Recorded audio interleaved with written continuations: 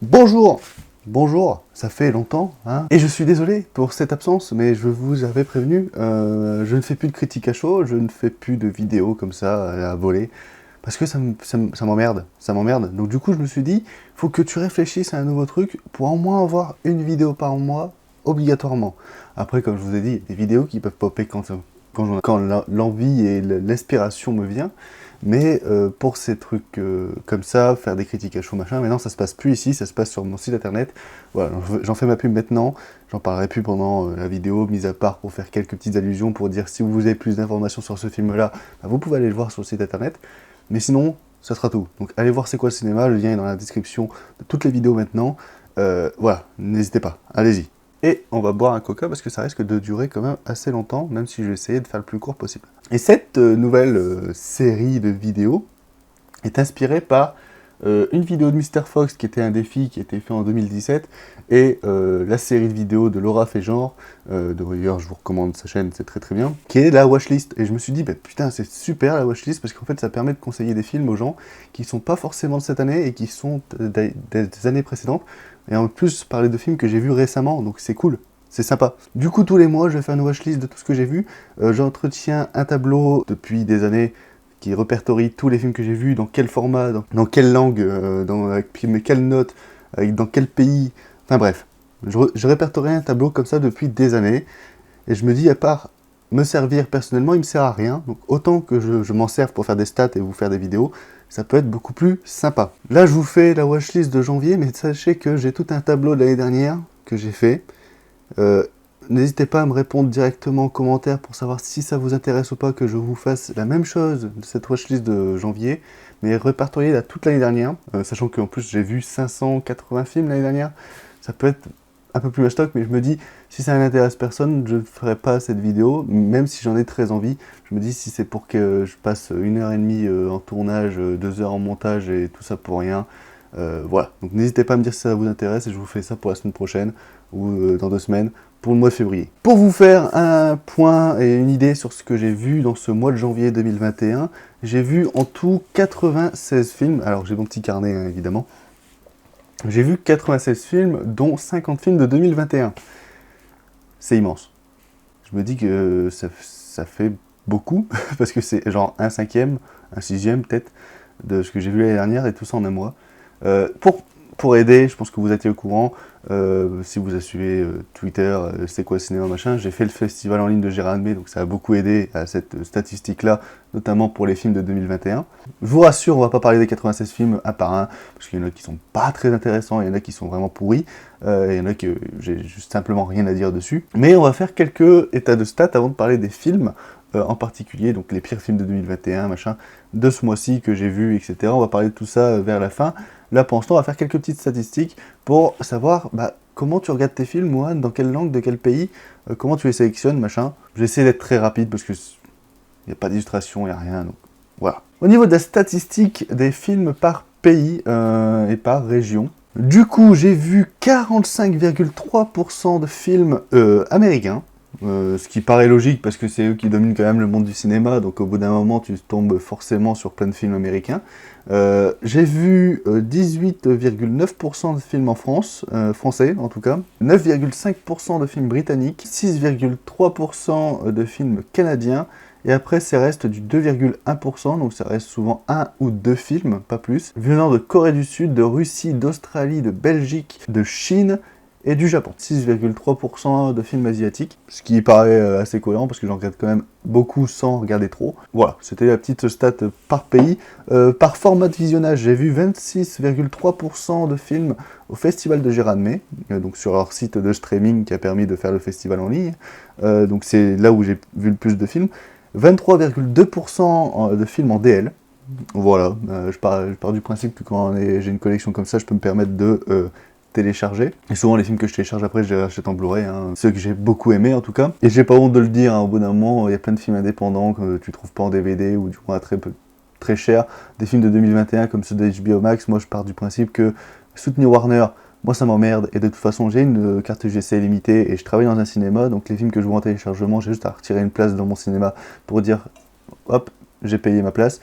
Donc je m'en branle, je soutiens le cinéma comme je peux et je le fais beaucoup de fois dans l'année. Donc 21,1% de films en streaming, Netflix, MaCanal, Amazon Prime, sachant que j'ai un abonnement presque pour tout. 20% de films en DVD Blu-ray, hein, dans tout ce qui est là et dans tout ce qui est là-bas. Donc là-bas c'est tous les films que j'ai pas vus, parce que j'aime bien acheter des Blu-ray et des DVD à 1€ dans des bacs de cash ou de chez Noz. Voilà, pour les découvrir. Si c'est pas des films qui vont m'attrayer comme ça directement sur les plateformes de streaming, je préfère l'avoir en physique et le revendre après. Je dis tout ça maintenant, c'est des petites précisions, je le ferai plus tous les mois. Hein. Là, c'est juste pour mettre les bases. Et 7,4% de films en affiliation, parce que sachez, et je vais pas rentrer dans le sujet parce que sinon ça risque de me retomber sur la gueule, des fois, grâce à C'est quoi le cinéma, on m'envoie des liens pour regarder des films en avance. Ces liens, je les ai par pur chat. Je ne t'expliquerai pas comment, mais sachez que j'ai contacté un distributeur au début du site pour qu'il m'envoie un lien d'un film en avance pour que je puisse me faire la pub. On m'a fait exceptionnellement plaisir en m'envoyant le lien. Depuis, je reçois tous les liens des films qui sortent en streaming ou qui vont sortir au cinéma dans pas longtemps, parce que je suis dans un groupe de journalistes sans que j'y ai demandé et sans avoir, sans avoir le droit, officiellement. Je pense que c'est juste une erreur de la part de quelqu'un qui m'a fait donner le premier lien, bref. Et du coup, je reçois plein de liens maintenant. Donc j'ai vu plein de films, dont, je tourne cette vidéo le 4 février, j'ai déjà vu Malcolm et Marie, j'ai vu Monster Hunter, qu'est-ce que j'ai vu en affiliation, c'est marqué où ? Nomadland, j'ai vu également. J'ai vu Le Vétéran avec Liam Neeson. J'ai vu Zone Hostile en affiliation aussi. Bon, maintenant il est sur Netflix. La Mission qui va sortir bientôt sur Netflix de Paul Greengrass avec Tom Hanks. D'ailleurs, je vous le recommande, c'est plutôt sympa. Critique disponible sur C'est quoi le cinéma, évidemment. Bref, je vois pas mal de films en affiliation par pur chat, pas par envie. Enfin, si, j'en ai envie, mais pas par parce que j'en ai le prestige et les compétences. Enfin, j'en sais rien. Ensuite, au niveau des langues dans lesquelles j'ai vu les films, j'ai vu 37,9% en VF, 36,8% en VOST. Voilà, c'est très proche. J'aime beaucoup regarder les films en VF parce que moi, ça me permet de plus voir la mise en scène plutôt que de suivre l'histoire. Parce que moi, l'histoire, même si c'est hyper important et que des fois, ça te fout la claque ultime, j'aime bien regarder tout ce qui est machinerie, etc. Et même, je pars du principe que j'aime beaucoup la VF et que souvent ça ne ruine pas un film. Il y a des fois je change en VOSTFR parce que c'est horrible. Par exemple la série WandaVision que je suis en train de regarder actuellement, la VF est totalement dégueulasse. Ils n'ont pas pris les mêmes VF que dans Avengers, etc. Donc du coup ça ruine tout. Donc ça c'est VOST. Mais sinon pour tout ce qui est film, qu'est-ce que je peux sortir j'ai vu The Cleaner, j'ai vu 100% Loup, Batman Soul of the Dragon, voilà, ça c'est des VF. Souvent pour les films d'animation aussi, ça me dérange pas, après chacun a son avis. J'ai vu 24,2% de films en VO, je répertorie dans la VO directement tout ce qui est francophone, donc du coup je dois être à 20% en francophone et après que en anglais, sans sous-titres, parce que les films sont que comme ça, ils sont trouvés que comme ça, donc tant pis. Et 1,1% en muet, parce que j'ai vu un film muet, c'est Le Kid de Charlie Chaplin que j'avais jamais vu. C'est exceptionnel, c'est sur Netflix, c'est super cool. Et voilà, on a fini avec les stats. Avant de parler d'un classement semi avec des catégories machin, on va parler des différences que j'ai avec Sens Critique, parce que c'est le film où je note mes films, donc c'est là où je vais me permettre de faire une différence avec la moyenne. Donc quand je dis différence avec la moyenne, c'est que par exemple la moyenne de Sens Critique est de 5 et moi j'ai mis 7, j'ai un plus 2 de différence en termes de points. Ça va permettre de voir si je suis loin et proche de la moyenne. Donc là, tous les mois, je répertorie ma plus grosse différence dans les moins et ma plus grosse différence dans les plus. Ce mois-ci, je suis à 3,8 points en dessous de la moyenne Sens Critique pour Identify et Les Héros ne meurent jamais. Deux films que j'ai vraiment pas beaucoup aimé. Identify, je lui ai mis 1 sur 10 parce que au bout d'un moment, faut pas se foutre de notre gueule. Je l'avais en Blu-ray, je l'ai revendu sur eBay. Comme je dis, j'achète les Blu-ray que j'ai pas vus et si j'aime pas, je les revends. Et Les Héros ne meurent jamais, je l'ai vu en DL parce qu'il est sorti et je l'ai loupé au ciné. Et c'était, j'ai bien fait de le louper parce que c'était assez horrible, assez laid, assez chiant. Donc les deux films là, j'ai mis 3,8% points en dessous de la moyenne Sens Critique. De toute façon, tout va être répertorié de ce côté-là de l'image, que vous voyez visuellement ce que ça donne. C'est deux films que je vous recommande pas spécialement. Les Héros ne meurent jamais, ça peut plaire à quelques personnes, mais je trouve que c'est vraiment un film vide, qui n'a pas vraiment d'âme et qui essaye juste de filmer un road trip entre amis sous fond d'enquête mortifère. Enfin bref, c'est assez particulier et je me suis quand même bien fait chier. Et Identify, c'est un film avec Vanessa Kirby, donc rien que pour avoir fait ce film-là, qui est un des premiers films de sa carrière, elle ne mérite pas un Oscar pour Piece of You the Woman, que j'ai pas beaucoup aimé, hein, je vais être franc. Identify, c'est vraiment un film de science-fiction filmé dans une forêt, donc la forêt est juste à côté de chez moi, hein. Sans vraiment d'effets spéciaux travaillés, sans vraiment de jeu d'acteur. Vanessa Kirby, elle fait la gueule tout le film. C'est assez laid, assez horrible, et c'est vraiment un film de merde, digne des pires téléfilms M6. Et sinon, j'ai mis 3,7 points en plus par rapport à la moyenne Sens Critique à Mosquito State, qui est un film qui était au festival de Gérardmer, dans la compétition officielle, et qui est mon film préféré de tout le festival. Qui était mon favori pour gagner le Grand Prix, le prix du jury, machin, dans la compétition. Finalement, il est reparti avec rien du tout. D'ailleurs, il aurait même mérité le prix de la meilleure musique originale, qui a été donné à Possessor de Brandon Cronenberg, alors que la musique, je m'en souviens plus du tout. Celle de Mosquito State, c'est un mélange de techno et électronique, mélangé avec des bruits de moustiques, parce que ça raconte l'histoire justement d'un mec qui travaille dans un truc de trader, etc. Dans ce thème, dans cet esprit, ça ressemble beaucoup à la série Industry qui est sortie il y a pas longtemps sur OCS et HBO, qui était vachement bien, donc je vous la recommande aussi. Donc c'est un peu Industry, la série, mélangée avec la mouche de Brandon Cronenberg, parce que la personne qui travaille dans le trading va se faire piquer par un moustique, là sur le visage, donc il va revenir le lendemain avec un gros bouton, et il va être un peu possédé par ces moustiques, il va vouloir travailler une nouvelle théorie, par rapport à la théorie des abeilles qui permet de calculer les flux et machin. Enfin bref, c'est assez particulier, c'est assez barré, tout en étant très, très sobre, très, très calme. Donc du coup, il va se faire un peu posséder par ces moustiques, il va se faire piquer un peu partout, il va devenir un petit peu fou. Et là, on aurait pu penser que ça va partir plus dans le dégueulasse. Le film part de plus en plus dans la poésie.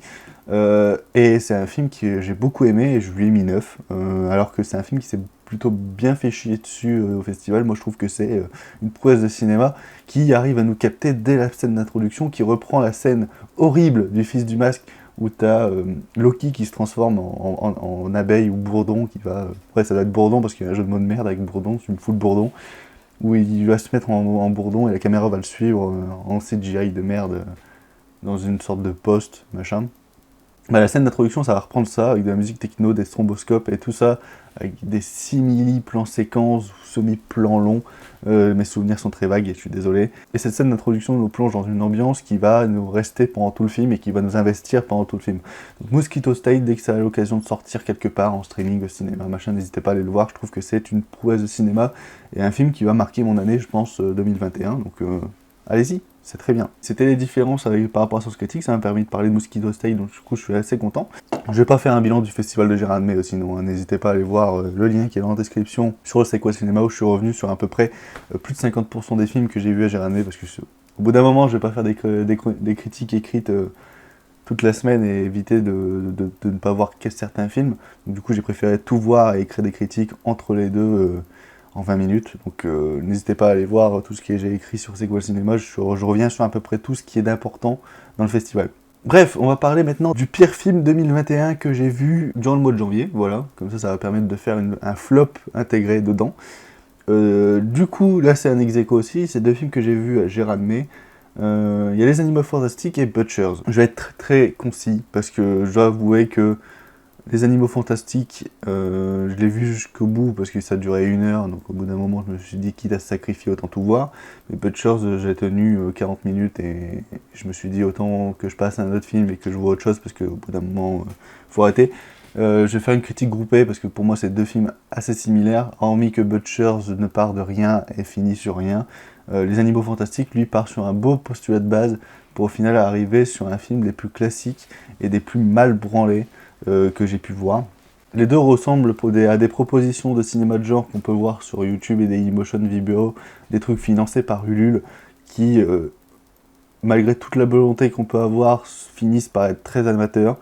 Les Animaux Fantastiques, c'est un film où il n'y a pas de parlotte pendant tout le film, où les animaux prennent la place des humains et vice versa, et du coup, bref, c'est un message vegan, écolo. Ça part d'un beau postulat, hein, c'est pas ça qui me dérange. Ce qui me dérange, c'est que c'est mis en scène de manière dégueulasse et vomitive, qui fait qu'on n'est pas du tout investi pendant tout le film et que finalement on pense juste à fermer les yeux et à tourner le visage des fois, tant ça essaye de faire du dégueulasse avec du rationnel. C'est-à-dire qu'en fait, là, là où on peut te foutre un effet de gore, et bah du coup, la caméra va juste faire ça avec la caméra, enfin, le réalisateur va juste faire ça avec la caméra pour essayer de te dire, regarde, c'est dégueulasse, mais finalement, tu vois rien, donc tant pis.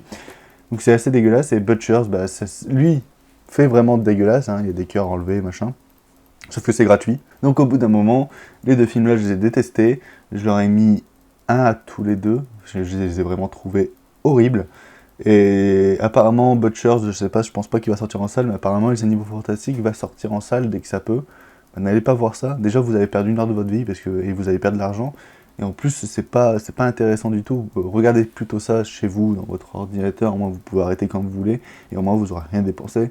Parce que c'est un film qui ne mérite pas du tout d'être vu, tout simplement. Sinon, après, le pire film que j'ai découvert durant ce mois-ci, donc c'est pas un film de cette année, hein, c'est un film datant de 2020 maximum, enfin minimum, ouais, maximum, datant de 2020 maximum, donc ça peut être 1941 comme 2020, donc que j'ai découvert, et bah c'est un film que j'ai en DVD, que j'ai acheté justement dans un cache. Celui-là je l'ai pas revendu parce que est-ce que ça va se revendre?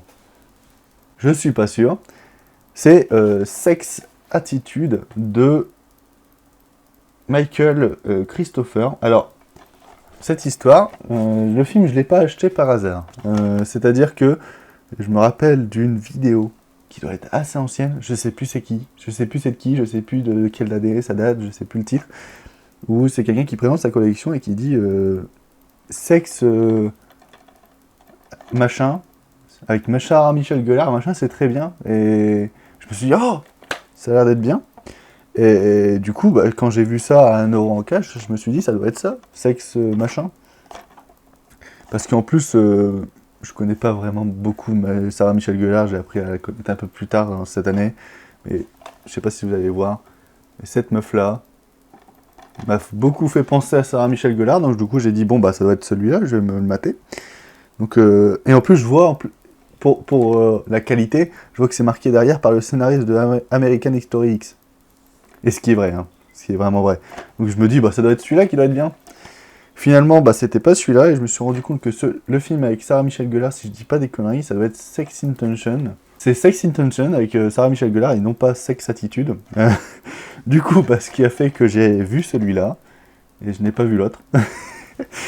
Et du coup, bah, je vais me trouver l'autre, hein, y a pas de souci. Parce que ça, c'est vraiment horrible. Hein. C'est vraiment nul à chier. Le scénario écrit par le mec qui a fait American History X, c'est une chute, vraiment. C'est au bout d'un moment, faut arrêter de se foutre de la gueule du monde. Il y a des flashbacks à la piste, c'est dégueulasse visuellement. Les acteurs jouent tous comme des brels. Ouais, non, c'est vraiment, je pense, le direct opposé de Sex Intention. Ça, c'est vraiment pourri. Si je regarde la moyenne sens critique, hein, elle doit pas être au top parce que je me rappelle que ça m'a vraiment beaucoup surpris. Ouais, il y en a même eu 3 de Sex Intention. C'est dire à quel point j'avais tout pour pas me louper. 3,5 sur Sens Critique. Voilà. Donc maintenant, vous savez qu'il existe plusieurs films avec le mot sexe avant. Et que si vous souhaitez voir Sex Intention, n'achetez pas Sex Attitude parce que c'est pas le même film. Et voilà quoi. Donc ça c'était le pire film que j'ai découvert ce mois-ci. Ensuite, le meilleur film de 2021 que j'ai vu. Alors, j'exclus le téléfilm Euphoria, auquel j'ai mis 9, parce que c'est un téléfilm, je pourrais le compter, mais faut pas se foutre de la gueule du monde. Donc le téléfilm Euphoria qui s'appelle Fuck Anyone Who's Not a Sea Blob, donc celui qui est centré sur Jules, qui est sorti le 23 janvier. Donc je l'exclus, parce que c'est soit un téléfilm, soit un épisode de série spéciale, donc ça rentre pas dans la case film. J'exclus Mosquito State, parce que j'en ai parlé juste avant, donc ça sert à rien de faire une Reddit. Du coup, celui qui arrive en 3ème place du meilleur film que j'ai vu ce mois-ci de 2021, c'est un Blu-ray, un film qui est sorti directement en DVD, qui était à Gérardmer et qui est sorti le 3 février, donc la veille où je tourne cette vidéo. C'est le film Archive de Gavin Rothery.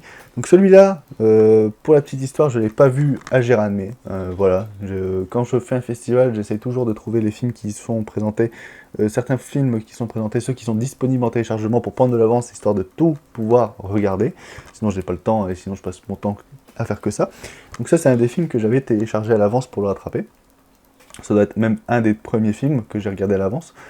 Je l'ai regardé une fois, je l'avais mis 7 parce que je trouvais que c'était vraiment un film très sympathique. pour les besoins d'écrire une bonne critique et parce que il y avait plein d'éléments qui nous étaient laissés de côté parce que j'ai pas vraiment regardé ça attentivement. Je l'ai regardé une deuxième fois le lendemain, donc c'est un film que j'ai déjà vu 2 fois en un mois. Je l'ai regardé une deuxième fois le lendemain et là ça a été une sacrée claque où j'ai augmenté ma note à 8. Voilà, si vous n'avez pas vu Archive de Gavin Rothery avec Theo James et l'excellente Stacy Martin qui fait encore un travail fabuleux, et n'hésitez pas à vous le procurer en DVD ou en Blu-ray. Il me semble qu'en plus il y a un prix hyper abordable pour une sortie.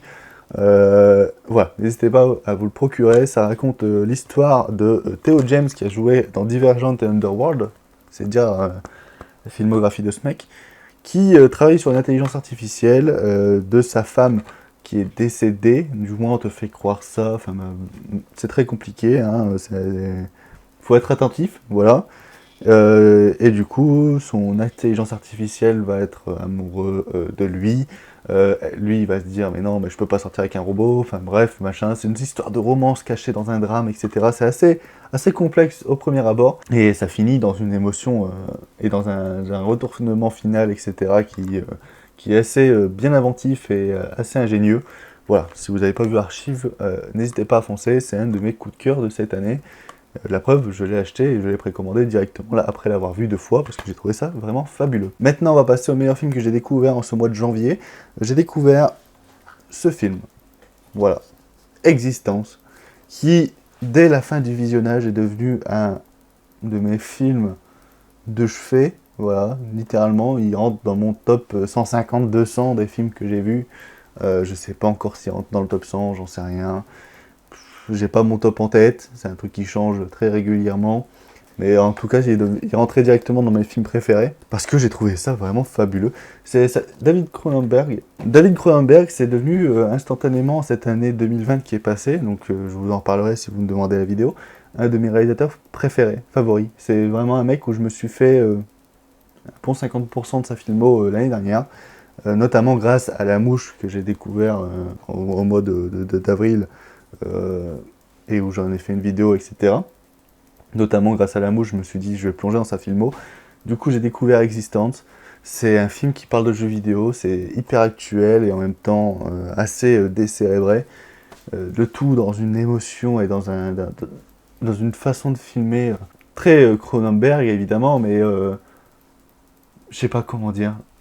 C'est assez virtuose, c'est fantastique, c'est beau, Je suis littéralement tombé amoureux de Jennifer Jason Leigh pendant ce film. Je la trouve fantastique et merveilleuse. Jude Law est également impeccable. Et tout l'univers qui est derrière, machin. C'est un film qui semble très difficile d'accès. Et en fait, dès qu'on rentre dans le même univers que le film, on finit par être transporté et être comme les personnages, c'est-à-dire perdu entre monde réel, réalité, etc. Voilà, c'est un film de David Cronenberg que je vous recommande si vous ne l'avez pas vu. Après, ça reste un classique. Donc, si vous êtes comme moi et que vous comptez le rattraper plus tard, comme je me suis dit pendant des années, plongez dedans. C'est un chef-d'œuvre. Sinon, si vous l'avez déjà vu, je pense que vous savez déjà de quoi je veux parler. Meilleur film que j'ai redécouvert, c'est Angel Heart, que j'ai reçu à Noël dans un boîtier Steelbook 4K. Je ne sais pas si vous voyez correctement. Voilà. Angel Heart avec Mickey Rourke et Robert De Niro, ainsi que, elle s'appelle comment elle, Charlotte Rampling. Voilà, c'est un film que j'ai découvert l'année dernière, que j'ai demandé en Blu-ray 4K, machin, Noël. On me l'a offert à Noël. Il est merveilleux, il est fantastique. Le remaster 4K est fabuleux. Le film n'a pas vieilli du coup. Mickey Rourke, c'est génial. C'est mon rôle préféré de toute la carrière de Robert De Niro que j'ai pu regarder. C'est un film qui parle, et j'ai même pas envie de vous en parler parce que si vous n'avez pas vu le film, il faut rien savoir. Il faut rien savoir parce que peu importe, je l'ai redécouvert pour justement le faire montrer à mon pote Jesse, qui est un fan absolu de Robert De Niro, et je me suis dit ça peut lui plaire. Et il a voulu lire le synopsis qui est derrière la jaquette, et il faut pas parce que tous les synopsis d'Angel Heart spoilent le film.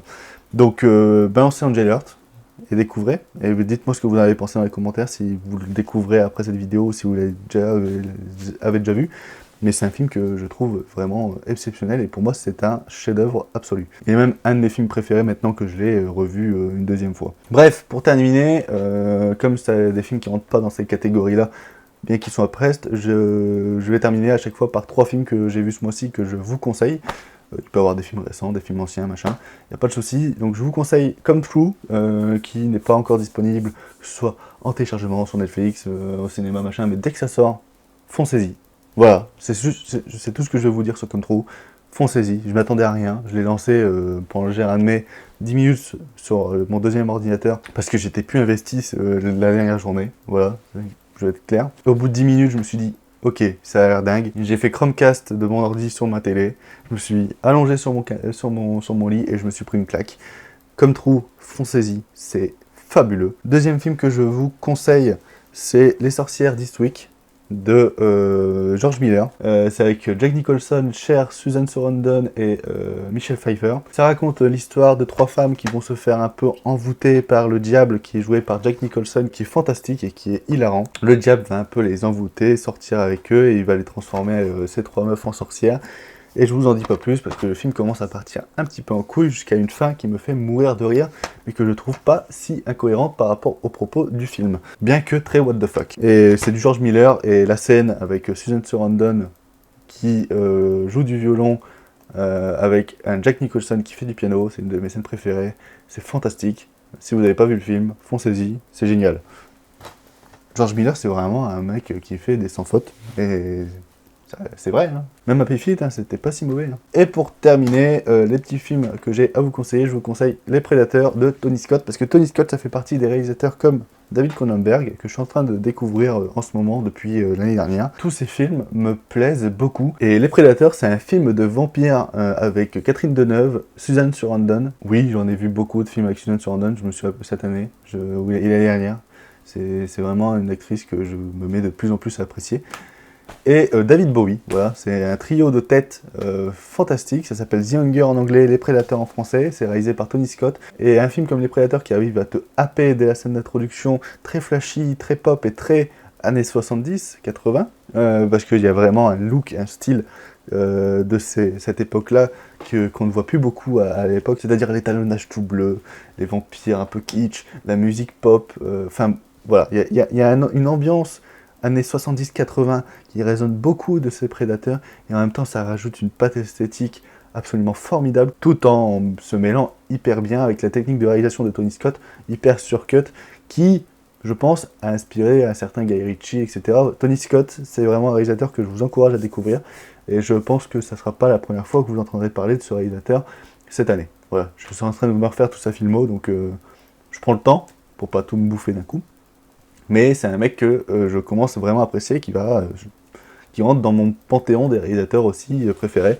Donc si vous aimez tout ce qui est cinéma de genre fantastique avec des vampires, Les Prédateurs, c'est super, et c'est beaucoup mieux que Twilight. Donc si vous êtes un fan de Twilight, allez voir Les Prédateurs, c'est génial.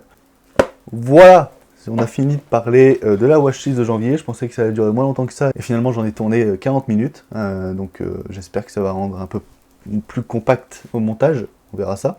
On se retrouve le mois prochain pour la watchlist de février. N'hésitez pas à me dire si vous voulez la watchlist de l'année dernière. Dans ce même format, si je veux que le format il fonctionne et que moi je suis en train de m'épanouir dans ce format de vidéo et dans cette série, il se peut que je commence à dévier un petit peu en vidéo, c'est-à-dire faire des petites phases avec un peu plus de montage.